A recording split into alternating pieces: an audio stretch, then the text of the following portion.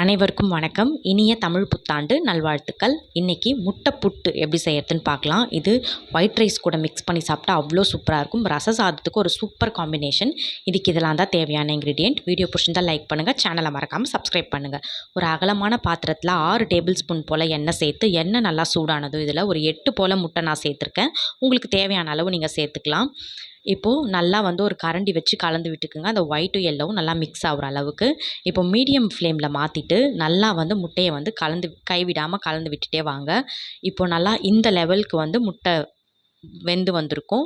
இப்போது ஸ்டவ்வை சிம்மில் மாற்றிட்டு பவுடர் மசாலாஸ் ஆட் பண்ணிக்கலாம். 1/4 டீஸ்பூன் போல் மஞ்சள் தூள், காஞ்ச மிளகாய் தூள், 1/2 டேபிள் ஸ்பூன் குழம்பு மிளகாய் தூள், 1/2 டீஸ்பூன் உப்பு.